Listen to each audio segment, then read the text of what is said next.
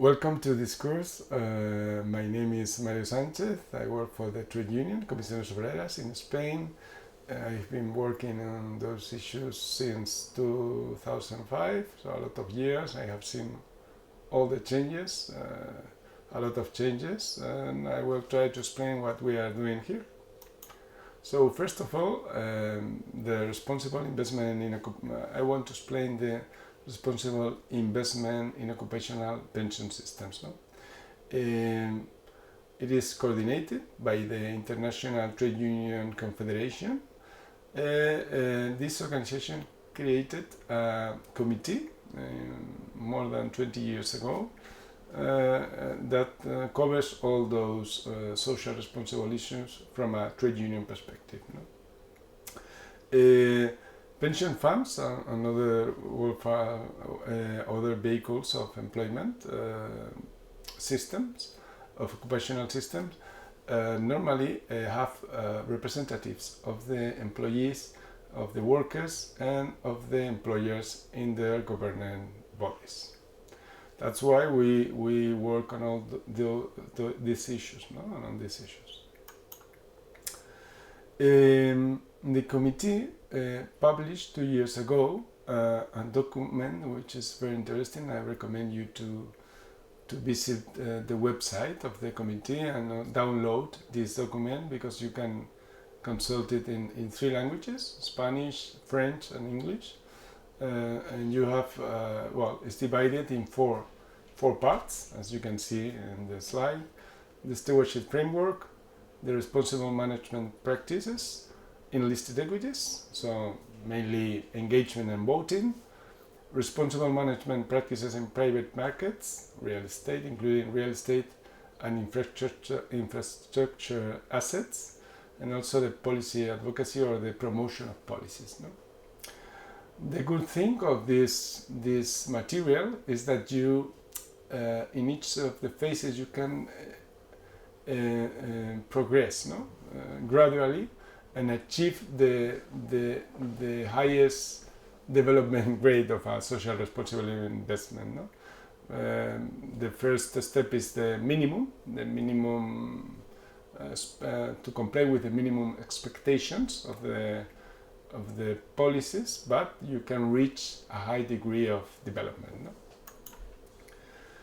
The main tools, it's important. The first thing that I want to clarify, explain, is it's important to take into account the difference between responsibility to respect fundamental rights and also the human capital management. It's not the same. It's important to make that difference, because respect of human rights is a basic principle. No, it's something that you have to do. You have to respect it. And human capital management is something that goes beyond that. No, you improve the conditions, the quality, the best conditions for the workers. That's good, but it's not the same. No, and it's important to take that into account, because in the due diligence process, you have to identify the issues. You have to prevent the adverse impacts. You have to mitigate those impacts, and also one of the most important things is to at least to monitor that and to publish the results. No? It's important to use more sources, not only the material published by the company, but also trade union documents, trade union reports from international organizations and national organizations to complement that information. No? The reports have improved a lot thanks to the new regulation, but it's important also to consider other documents for different sources. No? It's also important in other areas, for example, in the consumers or also the communities that are affected by the activities of the company, to consult other documents from civil society organizations or consumer organizations. No? It's important in this framework, in the stewardship framework, to take into account the escalation tactics, no, that we will use, no, in the engagement policies. No? talking with the company with more investors, no, that will help, no? And provide access to remedy. It's important. It's the most important thing. Now, when we discover that something went wrong, it's important to correct it, no? to try to change the effects, to remedy it, no? In private markets, that's a specific market, and what we will focus on that now. Very important. One of the main important items of this presentation is the disclosure of all private assets in a visible and easily accessible section of the website. No?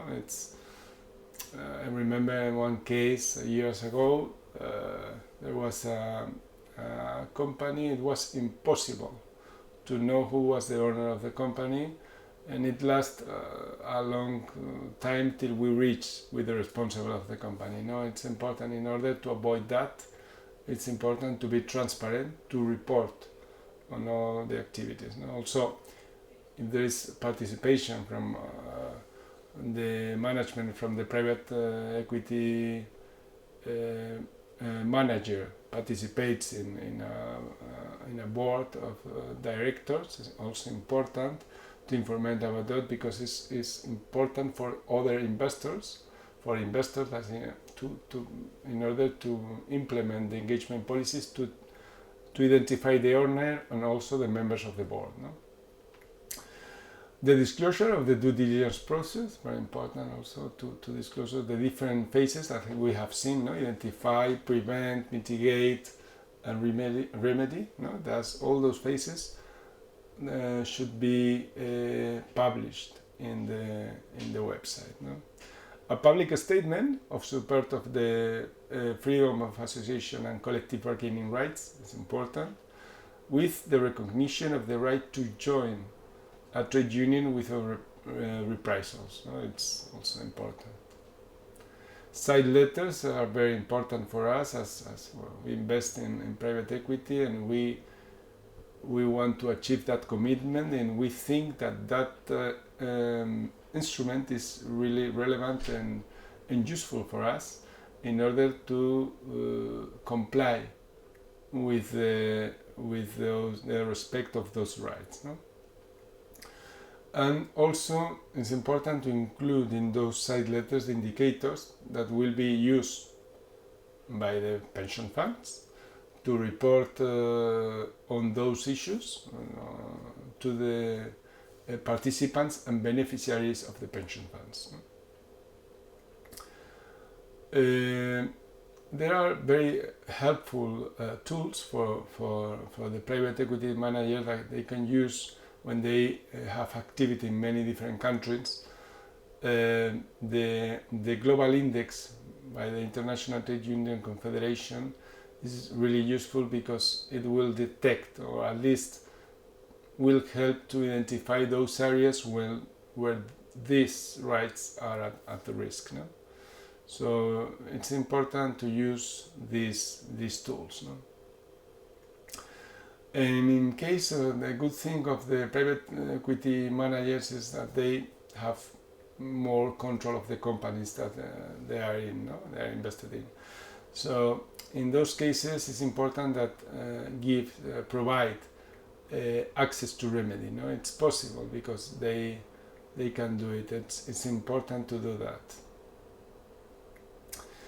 And reporting of the results of the due diligence processes and engagement policies is also important for us, and we need that information that it's given and include in the side letters, no? Those indicators. The main tools for impact measurement will be defined by the CSR directive, no? As the reporting on sustainability directive, no? It will be the key element, because all the information based on those indicators what we are looking for is for comparison, no? for ways to compare information from different assets, from different, and that information from the companies is totally possible to report. It's possible that the private equity managers report on those issues. No? For example, the workforce of the company, requirements, the characteristics of the workers of the company, the partial employment, the full-time employment, the gender diversity, if there are adequate wages in the companies, more than the minimum wage, so at least that if they achieve the living wage, no? Social protection in case there is less social protection, no? In many countries, no? Integration of persons with disability, training, skills, no? Health and safety policies, work-life balance, all those elements, it's needed to report on all those elements, no? And also compensation indicators, no? The pay gap and the total compensation, no? The gender pay gap, it's important to report on that, and also the difference between the highest remuneration in the company and the median remuneration of the workforce, no? For us, it's very important. The one sub indicator is the S18 indicator, no? That it's collective bargaining and social dialogue, because it covers the percentage of workforce covered by collective agreements. That allows us to identify if a company has an agreement, the conditions would be better, or at least agreed, guaranteed. No, it's something that is relevant, because if you have an agreement, the conditions normally are better and are established through that agreement. No, because in those covenants, normally in the collective bargaining covers all those items that we have seen in the other indicators, no? In the S1 till S11 till S117, all those indicators are covered normally by a covenant, no? So by a collective agreement. So it's important to report on that, no? How many workers are covered by the collective bargaining and also by the social dialogue, no?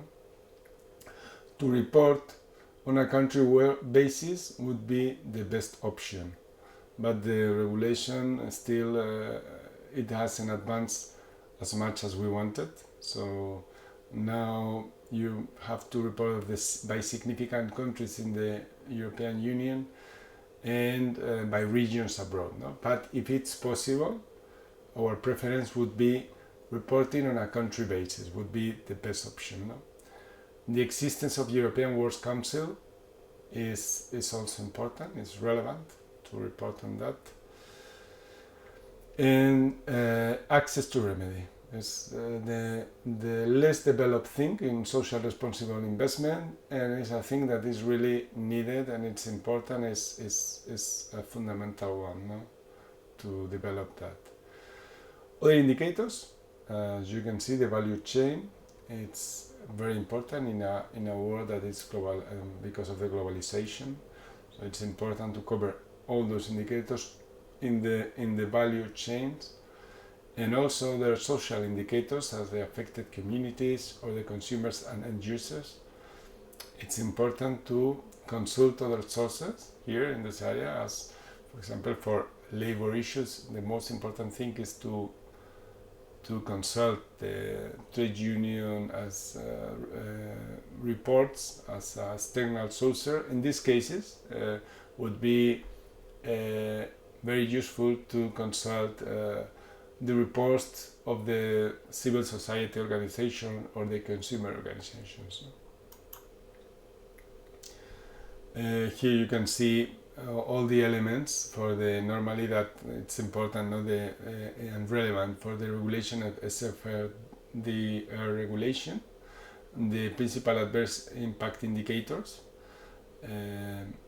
It's very useful for the pension fund that you report on that, no, on violations of the UN Global Compact principles and the OECD guidelines. As the base of those two legislations are the fundamental rights at work of the ILO. So it's important to cover those issues. Also, the lack of processes and mechanisms to monitor compliance with these principles. You have to go beyond that, in my opinion, in our opinion. You should go beyond the share of investment in investee companies and report on a company basis. It's possible in the private equity, as a private equity manager, it's possible to report on a company basis, and that would be the best option to also to mitigate the negative impacts, and also to report, to try to change things and report for the pension funds in order to include that in their annual reports. Other indicators is the unadjusted gender gap, pay gap, or the broad gender diversity in cases, or controversial weapons are also important indicators, relevant indicators. And other indicators, very important, the health and safety issues, like the companies without workplace accident prevention policies. It's important to report on that. I would like to repeat that again, but it's important not report only the share of investment in investee companies, so to report on a company basis. That would be the best option. Try to remedy all the negative effects that can be caused by the investment. No? Also, the rate of accidents. It's important. Number of days lost due to injuries, accident, fatalities, or illness. Very important also. A lack of grievance complaints handling mechanism on labor matters. It's important that the workers can have those instruments at hand, that they can use it without fear, no? That it's available for them, no? They can trust on those instruments. It's very important to detect bad practices, those elements, no? And to protect the whistleblowers, no? It's really important, that part. Otherwise, the policies, those elements won't be identified. No? Discrimination is also an executive CCOO pay ratio. No? It's also an indicator on the quality, no? In the company. It's important that the difference is not so high. And the last human rights policies, well, is to have of course, all the companies should have a human rights policy, should have a due diligence policy, must have in reality, no? Processes and measures for preventing trafficking in human beings. No? It's very important because the forced labor it's one of the biggest problems, no? in the world nowadays. No? Also, child labor, forced labor, and severe human rights issues and incidents is important to report not on the weighted average. It's important in the case of private equity markets to report on a company basis, because it's possible. You have your companies in your portfolio, and it's important to report on that, not on a company basis, not as a pension fund. A pension fund should also report on that, but it could be difficult in a first phase to report on all those issues on a company basis. But in the case of private markets, it's really fundamental, because you have less transparency in the listed companies, no? As is in the case in many other investment funds, no? And the last thing that we want to comment again is the anti-corruption and anti-bribery policies. It's very important, because to have those policies implemented, no? It's a lack of resources for the public sector that will be finance a lot of services, health, public health, and all those issues that are very important for most citizens in the world. No, it's important to have those elements in place. No? And that's all from my side. Thank you very much for your attention.